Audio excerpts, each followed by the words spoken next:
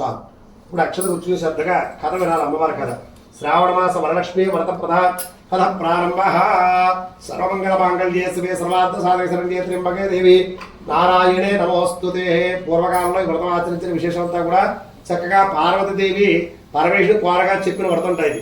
పరమేశ్వరుడ పార్వతీదేవి చూసి కైలాసంలో రమ్యమైన పర్వతమున శ్రేష్టమును కూర్చుండగా, ఓ పరమేశ్వర లోకరాజ్య, మానవునికి స్త్రీలకు సర్వ సౌభాగ్యాలు కలగాలంటే ఏ వ్రతం చేయాలి, ఏ దేవతను పూజించాలి చెప్పమని కోరిందిరా. కోరగా పరమేశ్వరుడు అంట పూర్వకాలంలో ఈ వ్రతం ఆచరించిన విశేషం చెప్తాను వినమమ్మ. మగధ దేశంలో పట్టణం కలదురా. ఆ పట్టణంలో ఎవరున్నారు? చారుమతి యొక్క బ్రాహ్మణ స్త్రీ కలిగిన, అంటే బ్రాహ్మణ కుటుంబంలో పుట్టిన పేరు కలిగిన చారుమతి యొక్క దేవి బ్రాహ్మణ స్త్రీట. ఆ చారుమతి దేవి యొక్క రోజు కూడా అత్తగారి మామగారికి భర్తకి చుట్టుపక్కల వాళ్ళందరితో కూడా పిలిచి పలకరించి ఎంతో ప్రేమగాను, అత్తగారి మామ ఎందు కూడా ఆ భర్త ఎందు కూడా ప్రేమగాను, గయ్యాలు కాకుండా మితముగాను అక్కగా చక్కగా అన్ని కూడా వాళ్ళకి కావాల్సిన ఉపచారాలు చేస్తూ ఉండేది. ఉండగా ఒకనాడు లక్ష్మీదేవికి వారి యొక్క చారుమతి చేసే ఉపచారాలని చూసిందిరా. చూసి వెంటనే ఈవిడికి నేను కటాక్షం వారి చారుమతిదేవి కల్లో కనబడి ఆవిడకి ఏం కావాలన్నా అవి ఇచ్చి అంతర్ధానం అయిపోతామని చెప్పేసి వరలక్ష్మీదేవి కల్లో కనబడిందిరా. కల్లో కనబడి ఓ చారుమతి దేవిని తట్టి లేపిందిరా. తట్టి లేపడం ఏంటి? భుజమే కొట్టిందిరా. నెత్తటం పొరుగుడు చెప్తాం, మనకి ఏమి తెలియదు కదా, భుజమే కొడితే అయ్యమని వేస్తాం. అలాగా భుజమే కొట్టిందిరా. కొట్టగానే ఎవరా లేదు చూస్తే సాక్షాత్ ఎవరుందండి? లక్ష్మీ కాంతం, అంటే లక్ష్మీదేవి చక్కటి అనుగ్రహంతో కలిగిన కాంతితో ఉందిరా. కాంతి ఎలా ఉంది? దగద్ధయమానంగా చీకట్లో చూడ మెరుపుతా ఉంది, అలాగ మెరుపుతూ ఉందిరా. రాగానే చూడగానే నవరత్న వజ్రాల వైడుధ్యాల మణికేశ్వరం కూడా యొక్క లక్ష్మీదేవి ఆవిడ యొక్క రూపం చూడగానే కళ్ళు తిరిగిపోతున్నాడు. ఏం చేయాలని ఆ నిద్దట్లోట. ఆ నిద్దట్లో చూసి అమ్మవారు చూడగానే తట్టి లేపగానే ఎవరో అని కంగారు పడుతుంది. ఎవరో కంగారు పడుతుందమ్మా, నేను ఎవరో కాదు వరలక్ష్మీదేవి అని చెప్పిందిరా. అనగా ఆ మాటను చాలా దేవుదిరా. నమస్తే జరణ్యే పుణ్యమూర్తే, అమ్మా నేను ఏనాడు ఏ పుణ్యం చేశానో నువ్వు నా కళ్ళలో కనపడ్డావు అని చెప్పేసి ప్రార్థిస్తూ సమస్తం అంతా కూడా సర్వలోకేకి పూజితే, నిన్ను ఎవరు పూజిస్తారో అందరూ కూడా పూజింపబడే తల్లివి నువ్వు. నిన్ను అందరూ పూజింపే తల్లి నువ్వు, అందరూ పూజిస్తారు నిన్ను. వాడికి వీయడం లేదు. ఎందుకంటే హిందూ సాంప్రదాయం, క్రైస్తవ సాంప్రదాయం అనేక సాంప్రదాయాలు ఉన్నాయి. ఉన్న అసలు ఏం కావాలి? ధనం మూలం ఇదం జగత్తు. ఎవడైనా డబ్బులు కొట్టినే వెళ్ళాలి అక్కడికి వెళ్ళి. ఏమనంటే 3 సార్లు ప్రదక్షిణ, ఓం వరలక్ష్మీదేవి నమః అంటూ సమస్త నేను పూజించే దేవత కదమ్మా అని ప్రదక్షిణ తీసుకుంటా చేయగా, అప్పుడు చారుమతిదేవి చూసి వరలక్ష్మీదేవి సంతోషించి, అమ్మా నీకు వరం కావాలంటే అడిగితే ఒక్కలేదు ఉన్నా కదా, శ్రావణ మాసం వస్తుంది, ఆ మాసంలో పౌర్ణమి ముందుగా శుక్రవారం నాడు నన్ను పూజించిన, నా వ్రతం ఆచరించిన, నీకు ఏం కావాలని నాకు ఇచ్చేస్తా అని చెప్పేసి అంతర్ధానం అయిపోయింది. కల్లో కనబడి దాకా చుట్టి బయటకు చూస్తే ఎవరున్నారు అక్కడ? ఎవరు లేదుట. ఇదంతా కళ. కళలో వచ్చిన విశేషం అంతా కూడా నిజమైంది. తెల్లవారుజాము వచ్చిన కళ నిజమంటారు. అందుకని తెల్లవారుజాము వస్తే చెప్తారు నిజమంటారు. దాన్ని ఆ నిజమైంది ఏం చెయ్యాలి? తక్షణమే వ్రతం చేయాలంటే నా ఇంట్లో వాళ్ళని చెప్పాలి అని చెప్పేసి అత్తగారికి మామగారు చెప్పింది ముందు. తర్వాత భర్త చెప్పిందిరా. ఆ మాట వినగారమ్మా సాక్షాత్ లక్ష్మీదేవి కనబడిందంటే, ఏనాడు నువ్వు ఏ పుణ్యం చేశావో మమ్మల్ని అందరూ కూడా బాగా చూస్తున్నాడు, విసుక్కోకుండా కసుక్కోకుండా గయ్యాలు కాకుండా మితముగా అందరితో కలిసి ఉండవు, అందువల్ల నీకు కనబడింది ఆవిడ. అందువల్ల చక్కగా ధాన్య రాసి వచ్చిందిరా. ధాన్యం అంటే ఏమిటి? ఒడ్లు పట్టుకొచ్చి రాసిపోయిగానే ధాన్యలక్ష్మి రావే, ధనలక్ష్మి రావే అన్నీ కూడా ఎక్కడి నుంచి వస్తాయి? ధాన్యం నుంచి వస్తాయట. డబ్బు నుంచి అలా వస్తే డబ్బు నుంచి రావేమని ధాన్యం పండితేనే మిగతా వస్తాయి. లక్ష్మి అష్టలక్ష్మి ఎక్కడ ఉంది? ధాన్యలక్ష్మి మొత్తం అంతా కూడా. అట్లా ధాన్యలక్ష్మిని ధాన్యం పోయిగానే అమ్మవారు చక్కగా లక్ష్మీదేవిని రూపు అమ్మవారి రూపాన్ని దిద్దుకుని అమ్మవారి పూర్ణకలశం పెట్టిందిరా. ఆ పూర్ణకలశం అన్నారు అయ్యో శాస్త్రం అది. అందరం మామూలుగా పేట వేసి పెట్టడం మామూలుగా. ఇటువంటి కలసం పెట్టి పూర్ణకలసం పెట్టి ఆ కలసం మీద అమ్మవారి యొక్క రూపును అలంకరించి మనం ఎలా పెట్టుకున్నామో, పంచమరం అలంకరించి పెట్టుకున్నామో, జాకెట్ ముక్క గాజులు కూడా అమ్మవారు అలంకరణ చేసి చక్కగా పల్లవులతోటి, మరిచిగులతోటి, తమలపాకులతో అనేక రకాల పుష్పాలు తీసుకొచ్చి చక్కగా స్త్రీలందరూ కూర్చొని అమ్మవారికి వ్రతం చేస్తున్నారట. చేస్తూ అమ్మవారి భక్షణ భోజనాలట. శరగరు అమ్మవారికి, బాయిన అమ్మవారి కదా శరగరు.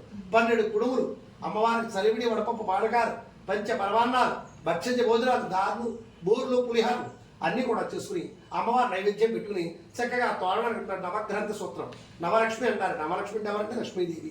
ఆవిడ యొక్క తోరణాన్ని చేతి కట్టుకుని అమ్మవారి భక్తి వ్యక్తిగా ఆవిడ యొక్క కథ విన్నట్ట బ్రాహ్మణుడు చెప్తుంటే, విప్పుడు అంటే బ్రాహ్మణుడు కచ్చెప్తుండగా కథ అంతా పూర్తిగా విన్నారట. విని ఆ బ్రాహ్మణుడు 12 కొడుకులు కూడా నైవేద్యం పెట్టిన వాయిదాన్ని ఇచ్చి, బ్రాహ్మణు దక్షిణ తాంబూలాలు ఇచ్చి, బ్రాహ్మణుడి చేత ఆశీర్వదం పొందారట. పొంది వీరందరూ కూడా ప్రదక్షిణాలు చేస్తున్నారట. ఒక్కొక్క ప్రదక్షిణ చేసేసరికి కాళేంద్ర గల్లు మన శబ్దం వచ్చిందిరా. చూస్తే కాళేంద్ర ఉన్నాయండి గజ్జలు మోగుతున్నాయట. రెండో ప్రదక్షిణ తీశారట, చేతికి బంగారం గాజులు వచ్చినాయట. మూడో ప్రదక్షిణ తీశారట, మెడలో హారాలు. అమ్మవారికి ఏ అలంకరణ ఉంటాయో ఆడవారికి ఇటువంటి అలంకరణ వేసుకుంటే అందంగా ఉంటారు. అవన్నీ సర్వ అలంకృతులై ఉన్నారట. ఉండగా ఈ యొక్క భాగ్యం అంతా కూడా చారుమతి దేవత వచ్చింది కదా అని చెప్పి ఈ స్త్రీలందరూ చారుమతిని పొగుడుతున్నారట. అప్పుడు చారుమతి దేవేంద్ర, ఇదేం గొప్పతనం నాది కాదు, ఇదంతా లక్ష్మీదేవి కటాక్షం కలిగింది, అందువల్ల మనకి ఇటువంటి యొక్క భోగభాగ్యాలు ఇచ్చిన మహాతల్లి, ప్రతి సంవత్సరం విడవకుండా వ్రతం చేసుకుందాం మనం అందరం కూడా అని చెప్పి శ్రీలందరితో చారుమతి దేవి చెప్పింది. అనగా వాళ్ళందరూ సరే చెప్పి 10 సంవత్సరం చేసుకున్నామని సాయంత్రం కూడా సంధ్యాకాలం కూడా అమ్మవారిని ధ్యానించి పూజించి అమ్మవారికి నివేదన పెట్టుకుని చక్కగా అమ్మవారి ఆరాధన చేసుకుని అమ్మవారి విజ్ఞాపన చెప్పుకున్నారట. అమ్మ శ్రావణ మాసం మళ్ళీ వచ్చే సంవత్సరానికి ఇంకా భోగభాగ్యాలతో కలిగి ఉండాలి, ఈ వ్రతాన్ని ఆచరించాలి, నాకు ఎటువంటి ఆటంకాలు లేకుండా జరిపించుకో తల్లి అని చెప్పి లక్ష్మీదేవి ప్రార్థించి ఆ విజ్ఞాపన చేసుకున్నారట. వారు వెళ్ళడానికి సిద్ధంగా ఉన్నారు. ఇళ్ళకి వెళ్ళడానికి ఏం కావాలి? వారికి కార్లు కావాలి, మోటార్ సైకిల్ కావాలి, నడిచి వెళ్ళే వాళ్ళు ఎవరు లేరు. ఆ సమయంలోట ఆ భగవంతుడు లక్ష్మీదేవి కటాక్షం వల్ల లక్ష్మీదేవి ఏమిటంటే గజములు కాదంటే ఇష్టం. అంటే అడవులు ఏముంటాయంటే గజములు అంటే ఏమిటి, ఏదుగురు ఉంటాయి. రథాల మీద ప్రయాణం చేసే లక్ష్మీదేవిడి రథాలు వచ్చినాయట, రథ తుంగ వాహనాలు వచ్చినాయట. ఇవన్నీ వచ్చి వారి యొక్క పూజా స్థలంలో ఉన్నట్ట గుర్రాలతో సైతంగా. అమ్మ రెండని చెప్పి వాళ్ళందరూ వాహనాలు ఎక్కించుకుని వెళుతుంటే ప్రతి వారికి వాహనాలు వచ్చేప్పుడు నడిచొచ్చారు, వెళ్ళేప్పుడు వాహనాలు వెళ్ళిపోతున్నారట. వెళుతుండగా ఇదంతా కూడా చారుమతి భాగ్యం కదా అని చెప్పంటుంటే లక్ష్మీదేవి కటాక్షం వల్ల వచ్చిన భాగ్యాలు ఇవన్నీ కూడా అని చెప్పి వారు వెళ్ళకెడుతుంటే ఇళ్ళు ఎలా ఉన్నాయండి, బంగారం గోడలతో ఉన్నాయట. సిమెంట్ గోడలు కాదు, బంగారం గోడలట. అవన్నీ చూడగానే ఆశ్చర్యపోయినట్టు ఇదంతా చారుమతి యొక్క అనుగ్రహం, లక్ష్మీదేవి అనుగ్రహం వచ్చింది మనకి. కనుక ఈ వ్రతాలు ఎప్పుడు ఆచరించకుండా మానకూడదు, వ్రతం చేసుకోవాలని చెప్పి అన్నట్టు. దీనివల్ల అర్థమైంది ఏంటంటే అత్తగారి మామగారిని పీడించకూడదు, వాళ్ళు ఎటువంటి వాళ్ళని అసలు సమర్థించుకోవాలట. అలాగే పక్క వాళ్ళది గొడవ పెట్టుకోకూడదురా, అర్థమైందా? గయ్యాలుగా ఉండకూడదు, మితముగా ఉండాలి. గయ్యాలుగా ఉండకుండా ఏం చేయాలంటే జడ ఎప్పుడు ముడి వేయకూడదు, జడ ఎప్పుడు కూడా నాగరంగా కింద ఉండాలి. ముడి వేస్తే గయ్యాలు, గొడవ పెట్టుకుంటుందిరా. ఏం చేస్తావు రా అని చెప్పి ఉంటుంది. విరమూసుకుంది అనుకోండి కొత్తగా వెళ్ళిపోతుంది, శక్తిస్తున్నప్పుడు. ఎప్పుడు జడ వేసుకుంది అనుకోండి ఆ జడ ఏం చేస్తుందంటే నాగరంగా ఉంటుంది, సమానంగా నడిపిస్తుంది. అందువల్ల లక్ష్మీ కటాక్ష కలగాలంటే ఇల్లాలు ఎప్పుడు కూడా ఇంటికి దీపంలో ఉన్నది తప్ప కానీ అగ్నిహోత్రంలో ఉండకూడదు. అందువల్ల ఆ లక్ష్మీదేవి అనుగ్రహం కలగాలంటే ఈ వ్రతాలు అందరూ చేయాలి. ఎవరైతే కథ వింటారో, ఎవరైతే వ్రతమాచరిస్తారో భోగభాగ్యం అనుభవించి లక్ష్మీ కటాక్షంతో కలగలాడుతుంటారట, సంతాన పుత్రబోద్ధాభివృద్ధి కలిగి ఉంటారట. ఇది శ్రావణ మాస వరలక్ష్మీ దేవత వ్రత కథ సమాప్త. హర నమ పార్వతీపతయే, హర హర మహాదేవ, శంభో శంకర హర, జయ శ్రీరమారమణ. గోవిందో హరి, గోవింద గోవింద, గోవింద గోవింద, గోవింద గోవింద. అక్షతలు కళ్ళగత్తున్నమ్మ 2 గింజలు అమ్మవారి దగ్గర, 2 గింజలు తలమది వేసుకోవాలి. మళ్ళీ తర్వాత శిరస్సు మీద వేసుకోవాలి. వరలక్ష్మీ దేవత వరత కథ ప్రసాద సిద్ధిరస్తు తథాస్తు. అమ్మ నానా అల్లుడు గారు కొబ్బరికాయ కొట్టాడు, రండి మీరు. గుడ్. దండం పెట్టుకుని అమ్మవారికి కొబ్బరికాయ కొట్టి పెట్టండి. చెట్లక్కడ కుటుంబం తరపున దండం పెట్టుకోండి. అమ్మవారికి అలా చూస్తారు. ప్రాణాయస్వ పారాయస్వ ధ్యానాయస్వ విమానస్వ ప్రధానస్వ బ్రహ్మణే నమస్వాహ. మధ్య పానే సమర్పయారు. దండం పెట్టుకోండి. ఇద్దరు కూడా కర్పూరమైన జాగ్రత్త అమ్మవారికి. సర్వమంగళ మాంగళ్యే శివే సర్వార్థ సాధక శరణ్యే త్ర్యంబకే దేవి నారాయణే నమోస్తుతే. చేసుకున్నాక గొడవ లేదు, రమ్మంటే పెడతాను. లేదు ఏమంటే బాబు ఉన్నారా, చేసుకున్నారా?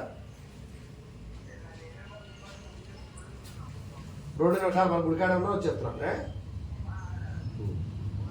అలాగే 2 నిమిషాలు గుడికాడ ఉన్నా వస్తున్నారు. అమ్మ కూడా రాదు, ఇద్దరికి పాడుకోండి. జయమంగళ నిత్యమంగళం, సౌభాగ్యమంగళం, సంతాన లక్ష్మీకి మంగళం, సౌభాగ్యవర్ధనికి మంగళం, మంగళం నీరాజనం దేవికి మంగళం. కౌసలేంద్రాయ మహనీయగుణాత్మక చక్రవర్తి సరోజాయ సార్వభౌమాయ మంగళం, మంగళం శాసన పరేర్మదాచార్య పురోగమైః సర్వేత్య పూర్వైః ఆచార్యైః సకృతాయాస్తు మంగళం. నిత్యమంగళానుస్త ఇలా పెడతారు, జాగ్రత్త పట్టణ పెడితే పడుతుంది. నిత్యమంగళాను సమస్త మంగళానుభవం. నమ పార్వతీపతయే కళకట్టు. హర నమ పార్వతీపతయ, హర హర మహాదేవ, శంభో శంకర హర, గోవింద గోవింద, గోవింద గోవింద. అమ్మవారి పీఠం కదపకుండా నా పట్టుకోండి, పీఠం ఉద్వాసం చెప్పాలి. ఇలాగే నా పైన ఓం సర్వమంగళ మాంగళ్యే శివే సర్వార్థ సాధక శరణ్యే త్ర్యంబకే దేవి నారాయణ నమోస్తుతే. జ్ఞేన యజ్ఞమయంత దేవాస్తాని ధర్మాన్ని ప్రథమాన్యాసం దేహనాగం మహిమాన సందత్ర పూర్వే సాధ్యాసంతి దేవాః చెప్పడమ్మా క్షేమార్థం లాభార్థం పునరా ఆగమనాయ చ నమస్కారం చేసుకుని పునర్దర్శనం ఉండాలి, పునర్జన్మ ఉండాలి, అనేక విశేషాలంతా కూడా ఇంకా దేవాలయం వెళ్తే మనకు పునర్దర్శనం అవసరం. అక్కడ బోర్డు రాస్తారు, చూసి రావాలి. అలాగే మళ్ళీ వెళ్ళాలటువంటి ఆలయాలు అలా ఎన్నో వ్రతాలు ఆచరించాలమ్మా. నీ అనుగ్రహం ఉండాలని చెప్పి నమస్కారం. పునర్దర్శన ప్రాప్తి సిద్ధిరస్తు ఇష్టకామ్యాస్తు శ్రావణ మాస వరలక్ష్మీ దేవతాను ప్రసిద్ధిరస్తు నిత్య లక్ష్మీ కటాక్ష సిద్ధిరస్తుదాస్తు. అక్కడ పెట్టిన తాంబూలం తీసుకుని మీ పిల్లలకు తాంబూలం ఇచ్చేసి అల్లుడు గారు ఇవ్వడానికి వాళ్ళకి ఒక తాంబూలం పిల్ల కూడా ఇచ్చేది. నాన్న నువ్వు బొద్దు మీద టవలో ఖర్చు వేసుకో. పిండి పాలను కలపంటారు మరి ఏమొద్దు, అసలు పిండి పాలు కలపకూడదు. ఏమొద్దు పర్వాలేదు. ఇప్పుడు వద్దు, సాయంత్రం ఉపవాసన ఊరికే కొబ్బరి నీళ్ళు చాలా సరిపోతుంది అమ్మా. సర్కారైన పొలం ఊరికే కొబ్బరి నీళ్ళు చాలా సరిపోతుంది. ఇంకేమొద్దు ఇక పిండి పాలు వద్దు. నీకు ఆవు పాలు తెచ్చుకుంటే చుక్క వేసుకో. ఆవు పాలు పర్వాలేదు విషయం కదా, ఆ పర్వాలేదు ఆవిడ స్వీకరించింది చాలు, శాంతిగా ఉంటుంది. ఆవు పాలు ఏంటంటే సృష్టికి ప్రతిరూపం, క్షీర సముద్రం కదా. బొట్టు పెట్టుకున్నాను, బొట్టు పెట్టుకున్నాను అమ్మవారి అమ్మ అన్నపోతుంది. బొట్టు పెట్టుకోండి, అక్కడ అమ్మవారి పూజ బొట్టు పెట్టుకోండి.